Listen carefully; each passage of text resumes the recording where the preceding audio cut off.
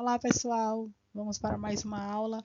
Agora a aula para o nono ano, falando sobre hereditariedade e ideias evolucionistas. Bem, hereditariedade é um tema bastante conhecido de todos, pois a gente, desde o início, a gente já assimila as características assumidas no nosso nascimento, observando os nossos antecedentes, nossos familiares, nossos pais, nossos avós, nossos tios, nossos primos. Então, falar sobre hereditariedade é falar sobre herança, e num contexto muito amplo, falar sobre a genética. É um tema comum e cada vez mais, não só na parte tradicional, mas também na parte de estudos, de melhoramento, de explicação da biologia e várias outras estudos que contemplam, né, a questão de características de interesse. Todos os cientistas, os estudiosos prezam pelo conhecimento da história, da raiz, né, de um indivíduo, para que preserve as melhores características, não só produtivas, mas também que explique o fato para uma característica positiva, uma formação de uma doença e anomalias, entre outras. Então, esse conhecimento de hereditariedade, ele é sim pertinente aos dias atuais, valoriza bastante a informação, a origem dos indivíduos, e desde 1809, estudiosos vêm fazendo considerações em relação à observação do comportamento dos organismos em detrimento de suas famílias. Então, falar sobre hereditariedade é falar sobre herança, falar sobre características passadas dos pais para os filhos e diretamente ligada à questão da formação deles, na transmissão de características de interesse e que defina situações comuns que as pessoas adquirem de seus pais, de seus familiares. Então, esse estudo, a partir de curiosos, de estudiosos, médicos, naturalistas, religiosos, desde 1809, através do senhor Lamarck, um francês estudioso que vem nesse contexto histórico, falando sobre a questão da discussão dos princípios da hereditariedade, em 1809, há mais de 100 anos atrás, esse estudioso ele fez publicações falando sobre a questão da biologia, levantando características que permitem os seres vivos se perpetuarem, e ele fez alguns comentários que ele defendia o ponto de vista e que tem um valor histórico e comparativo até hoje. Então, em 1809, esse cientista fez algumas falas sobre a questão da organização dos organismos e sobre a sua evolução, e logo após, alguns anos, 50 anos depois, um outro estudioso que teve uma oportunidade de viajar o mundo e observar o comportamento das espécies, como foi o inglês Darwin, e aí, através dessa experiência que ele teve visualmente, ele conseguiu estabelecer uma teoria de evolução, teoria lançada nesse ano, e que enfatiza a questão da seleção natural, as formas de adaptação e de evolução das mais variadas espécies. Inclusive, ele esteve aqui no Brasil na época de suas visitas, e logo depois, essas citações, essas palavras, esses comentários, essas observações desses estudiosos, um religioso que vivia num mosteiro, que cultivava ervilhas, em seus experimentos tinha uma pessoa que anotava os resultados dos seus experimentos que ele fazia com base no conhecimento e da curiosidade que ele tinha, que hoje é conhecido como pai da genética.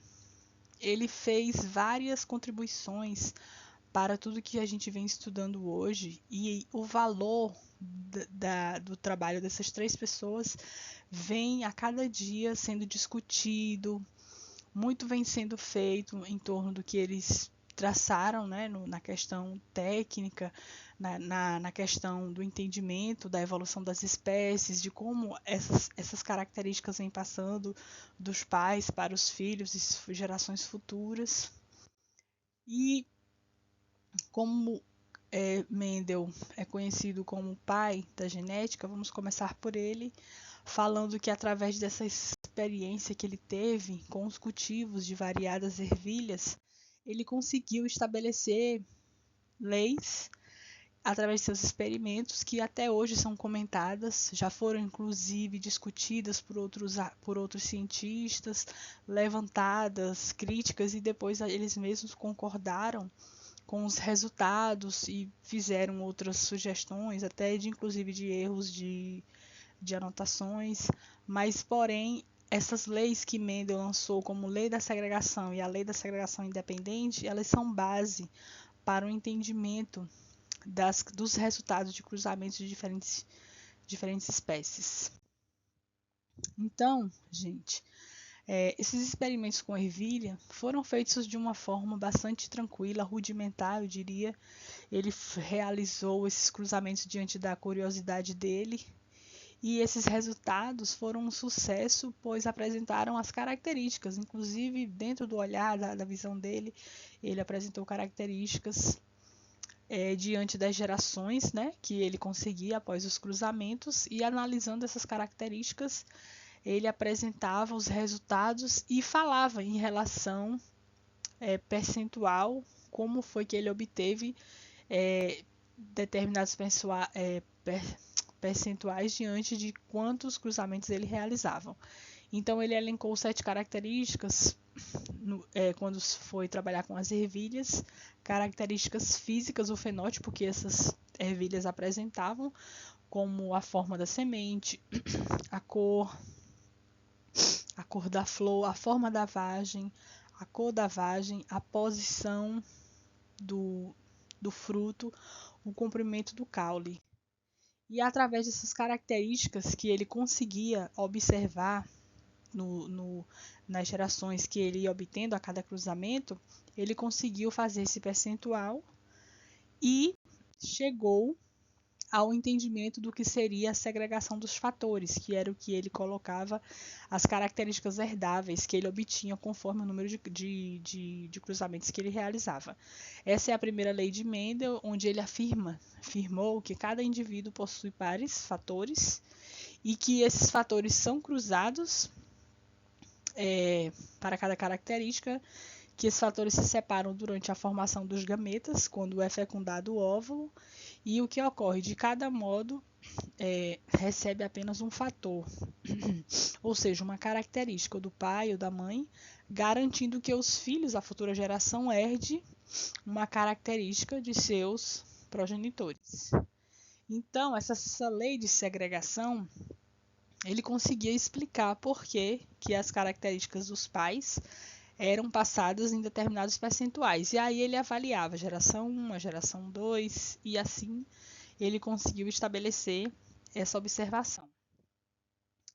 E mais à frente, conforme ele repetia esses cruzamentos, ele chegou à segunda lei, que é conhecida como a segregação independente, onde ele colocou que em diferentes pares de fatores, que ele chamava hoje são conhecidos como alelos, são transmitidos aos descendentes de maneira independente uns dos outros. Não importa quantos descendentes, mas essas características vão ser transmitidas de maneira independente. Isso significa que a herança de uma característica, por exemplo, como a da flor, não afeta a herança de uma característica como a semente. E essas características herdáveis dos pais, quando são transmitidas, elas são transmitidas de uma maneira independente. Quantos frutos vierem terão características ou numa parte de uma planta ou em outra, mas as gerações herdarão essas características de maneiras diferentes. Ele colocou aqui o exemplo que ele fez, um cruzamento entre uma flor púrpura e uma flor branca, para colocar como ele fazia a questão do cruzamento, e ele utilizava inicialmente uma característica, no caso aqui ele está falando sobre a questão da flor, a cor da flor, e dentro desse primeiro cruzamento ele obteve um percentual de 4 fatores iguais, onde os 4 apresentaram a mesma característica do flor púrpuras, porém recebendo um fator, um alelo, do que cruzou com esse que foi dominante na característica, nesse primeiro cruzamento. Então, conforme ele ia cruzando as gerações, ele ia percebendo a quantidade aumentando de características nas suas gerações. Então, ele conduziu experimentos sistemáticos, cruzando as ervilhas de variedades diferentes, porém das mesmas espécies, mas com características diferentes, e para observar como essas características eram transmitidas de geração em geração. Então, foi identificado quantas características seguiam padrões visíveis e previsíveis, e através dessa observação ele formulou essa lei que é conhecida como os princípios fundamentais da herança, que é, no caso, a segunda lei, a lei da segregação dos fatores, que é a primeira, e a lei da segregação independente, que é a segunda. E foi muito sucesso, muito sucesso. Porém, quando Mendel fez esses estudos e esse estudos foi publicado, já existia os comentários desses pesquisadores, cientistas, estudiosos anteriores a ele, como era o caso de Lamarck e Darwin. Então, antes de Mendel apresentar, aliás, antes desse conhecimento de Mendel ser lançado, já existia a discussão do que seria a hereditariedade. E os estudiosos como Darwin e Wallace diziam que a hereditariedade era um princípio fundamental. Eles diziam que a evolução dava-se por uma seleção natural. Em contrapartida, essa seleção natural era fundamental que os organismos transmitam para os seus descendentes as características que lhe desse uma adaptação maior, lhe desse uma eficiência maior dentro do que ele tinha de melhor, era o que ele conseguia passar para as suas futuras gerações. E anterior a Darwin tinha Lamarck, que foi um estudioso francês que tinha suas teorias, tinha seus comentários, e ele defendia que as características adquiridas durante a vida de um organismo seriam transmitidas por sua prole, seus descendentes. E no caso a genética refutou essa ideia.